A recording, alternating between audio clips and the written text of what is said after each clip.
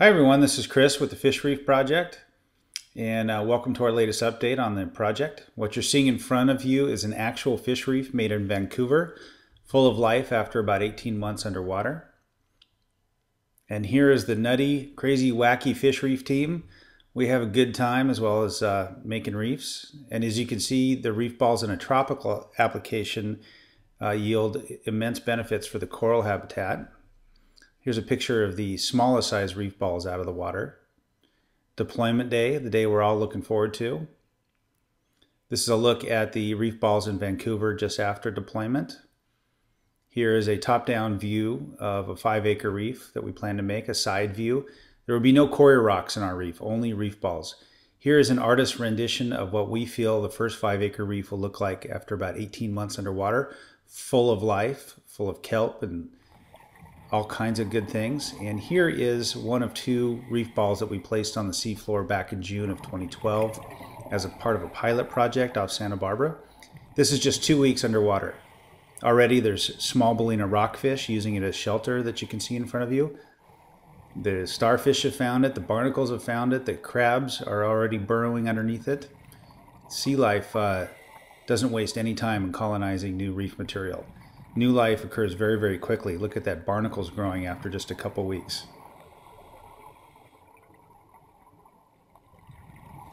We're actually diving on hookah from a sea urchin boat. Visibility is not very good that day, but good enough to get the job done anyway. Here I'm knocking on the door. Hello, is there any mermaids in there? Reef balls are preferred by 2 out of 3 mermaids. There's another Ballina rockfish. We can restore some of the imperiled rockfish species. The small rockfish will go in here and escape predation and grow big and have lots of little baby rockfish. Now we're going to go ahead and time travel. Peace.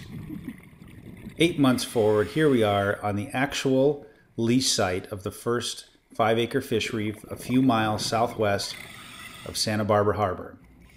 We made over 30 dives in a dozen locations scouting out the perfect seafloor. There's not much down there. There is some life under the seafloor. It's not a lifeless seafloor. It is a reefless seafloor. It's fairly soft. You can stick your hand into it up to your wrist. Oh, there's a clam. He got away. And once we put the reef balls, this will become a thriving marine ecosystem. And it's a very dynamic marine ecosystem, meaning that the swells come through and move the sand around, constantly shifting it. And the animals, like this Kelp whelk you see in front of you, are very used to that. So when we put the reefs down, the burrowing animals like the tunics and the worms, they will go down and they will burrow and they will come up in another sandy area. Most of the seafloor in California and the world for that matter looks exactly like this. It's open expanses of mud. The plankton floats along and some of it finds safe harbor, like this piece of laminaria you see in front of you is burrowed down through the mud, attaching to shale underneath it. But plankton must find hard bottom. Otherwise it dies, mostly dies. And all life in the sea starts as plankton, either phytoplankton for plants or zooplankton for animals. This is a thriving kelp forest on another man-made structure. I wanted to show you 2 man-made structures by comparison to show you what the fish reefs can be. This is a jetty offshore of Ventura in 45 feet of water. It's been there for a number of years and it's created a thriving macrocystis kelp forest. And the kelp is important because it converts CO2 gases, it cleans the water, grabs the particulate matter out of the water, and all of us are responsible for cleaning up the water because all of us flush our toilets and all of us drive cars and there's runoff from the rubber from our tires, so we all have to put structure in the water that helps to clean it. To clean the marine ecosystem is to help the marine ecosystem more than just about anything else that you can do. Here we're going under a pier. There's not much giant kelp under the pier because the sunlight can't get under there, but there's still soft corals. There's gorgonians, which are filter feeders, and the filter feeders grab the particulate matter sometimes from sewage runoff, and they metabolize it and they break it down and they clean the water. Of course, the lobsters love these giant cory rocks. There's some nice Johnny bass or yellowtail rockfish. As you can see, there's sea stars all over the place. Ah, the sun is shining. And where there is sun, there are plants. You can see that there's feather boa, which is a type of brown seaweed. There's a keyhole limpet. And another big starfish. This was late in the afternoon, so the sun's kind of at a funny angle. Oh, you see how much more beautiful it is when the sun hits it? And then off to the left, we just saw Garibaldi, the state fish, go into a hole.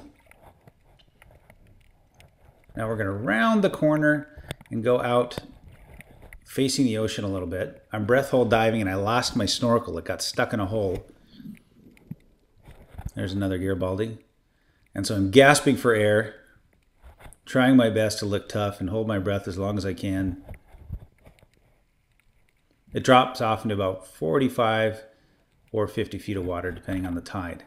And as you'll see in a moment, the bottom here is soft and featureless, normally featureless, much like the area where we're going to put the first 5-acre reef. So you can actually put reef on soft bottom and make a thriving kelp forest. That's kind of counterintuitive because most reefs are on hard bottom. But the Fish Reef Project seeks to convert muddy bottom to thriving kelp forests. Here we are going down to the bottom. I think I can make it. Heart's pounding. I must breathe. And there's the seafloor. You can see it's sort of muddy. There's a few soft corals down there. But once you get away from those are all man-made quarry rocks on the bottom there. And that's proof positive. Here's another shot. I had one more dive left in me. It's proof positive that our reefs will create thriving marine ecosystems. As you can see, the beautiful kelp canopy up there. And the fish just love to come in here and feed on sardines and spawn and kind of get away from it all. The kelp bed is sort of like a day spa for fish. They come out of the depths where they're breeding and fighting and getting chased around by sharks, and they come into the kelp. Now we're going to jump locations here. This is a few months earlier. That is a full-grown Ballina rockfish, very bravely nibbling on my buddy Nick's pole spear. There's a cabezon in the background. This is a 1-mile-long sewage pipe pumping human effluent, mostly treated. Oh, there's a nice lobster out into the ocean. But the sewage pipe, and it's near UCSB, if you can believe that. And they cover the pipe with these 1/4-ton rocks called ballast rocks that protect it from storm surge. Ooh, there's 2 lobsters, one for each hand. Oh, there's a nice lingcod. There's actually a number of these lingcod down there. Their species have recovered nicely in recent years. And when we make more fish reefs, you can count on there being a lot more lingcod.